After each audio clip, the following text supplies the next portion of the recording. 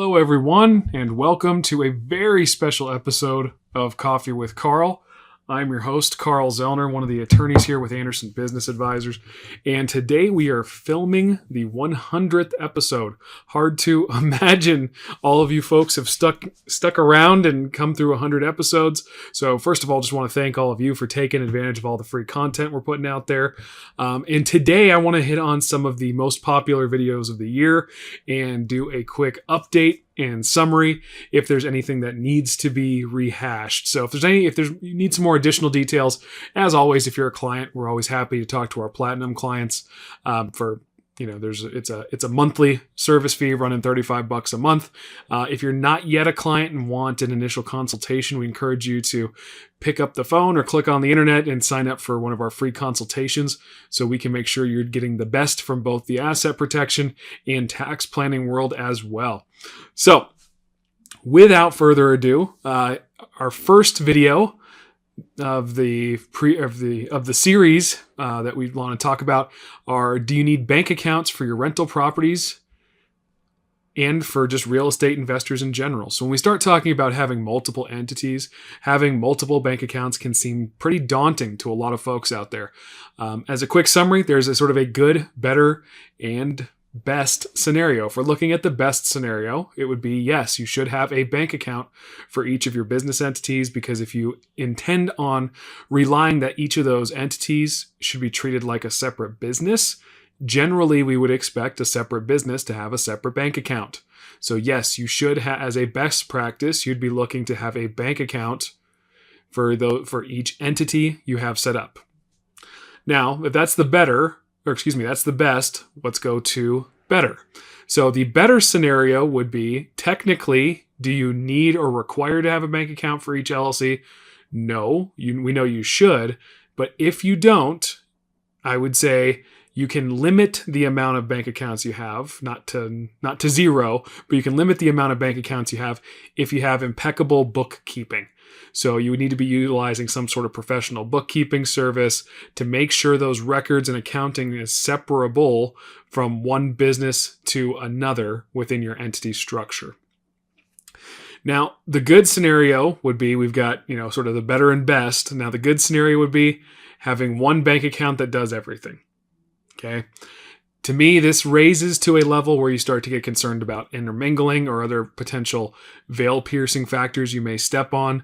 So I would look at that as sort of a last scenario and not a endorsement to do the bare minimum. So just as a quick recap, like I say, really the suggestion is going to be, from a best practice standpoint, each entity you own should have a bank account.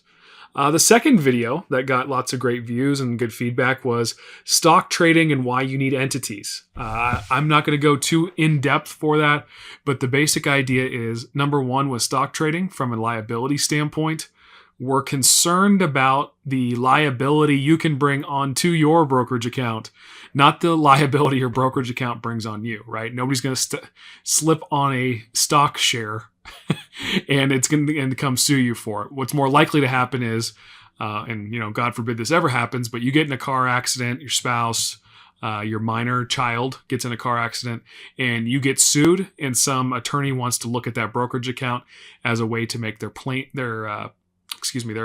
client whole. So from a liability side, we're looking at what makes sense or how to protect that account, because inside liability is not the biggest concern here. Outside liability is. And then from the tax perspective, if you make an entity a partnership that's going to do the trading, it provides some unique tax planning opportunities once you loop that corporation in to your business to be able to provide some of that tax benefit that a corporation has that us as individuals may not have. So that corporate taxation, or the differences between corporate taxation and individual taxation, is what creates a lot of the planning opportunities we take advantage of as small business owners. So just something to be aware of there. All right. Number 3 was paying yourself a salary from your C corporation. I bet I know why that one was so popular, because People take suggestions on what their businesses are supposed to look like on the front end, but as they start to make money and try to get money out of those businesses, a lot of times they've forgotten the overall strategy to pull money out.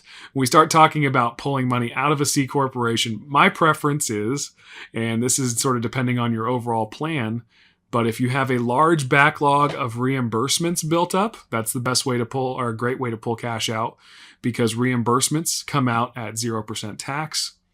If you're overcoming your reimbursements from the corporate perspective and are doing the appropriate level of tax planning, then your other option would be to potentially pay a salary, which is deductible to the corporation, but would be taxable as income to you.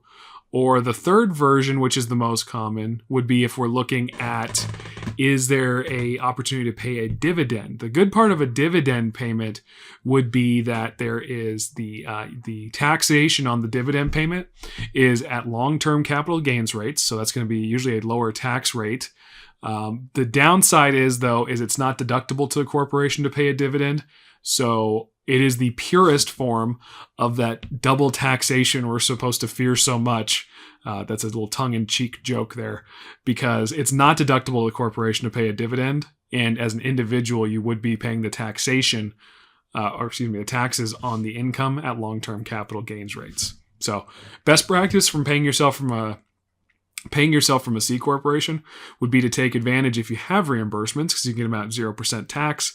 If you're looking to be more lendable or just looking to get money out of your corporation, then we need to look at and balance the difference between paying a salary out of that corporation or taking a dividend payment. So just as a little primer there. And specifically, if I didn't mention, that's for our C corporation that question was most popular for. Number 4, different types of investment property loans. So different type of investment property loans is actually one of our more recent videos from Clint. I've touched on it a few times as well. I would say Clint's video is a great resource from that regard. Really, it's going to depend on the type of investments you're doing. Is it a performing property? Are you going, it's really just a explanation of the different types of loans that are out there. So I would actually utilize, I'm certainly partial to Coffee with Carl. I would actually use number 4 for the different types of investment property loans as a lead, as a suggestion to make sure you're taking advantage and taking a look at Clint's YouTube channel as well, because there is a ton of great information on different types of property loans on there, as well as Toby's videos that are out talking in more detail on the BRRRR method that many of you are so familiar with. So if you haven't seen those videos, please go take a look over there as well. It's a great lead there. Now, the last one is always sort of a crowd favorite here, especially when we're presenting in person or we're going through tax workshops. And that's going to be the Internal Revenue Code Section 280A and the ability to take the it's also referred to as the 14-day rule or the Augusta rule, which is you can rent out your personal residence to your corporation in this scenario for up to 14 days. The income you'd recognize as an individual is not reported and not taxable, and the expense the corporation paid to rent the property is deductible to the corporation. From a tax perspective, this is sort of the sweet spot as a business owner, and actually what we, in one of our classes we teach tax-wise, is sort of the things we try to focus on, right? We not only want you to get the tax benefit as an individual, but the sweet spot is where the corporation can also take a benefit from the tax perspective as well. 280A is that, right? My corporation can pay me 14 days to rent my residence. I'm going to have a, real and a real meeting with real substance. And my corporation could pay me income, which is 0% tax to me. And the corporation could take a deduction for it because it's a lease expense to the corporation, just as if it was leasing a property from anybody else. Now, the most common follow-up to that is, okay, so if my corporation can rent my property from me, can all of my other entities rent from me? No. The 14 days is the benefit that goes to the taxpayer. So you get 14 days as an individual, period.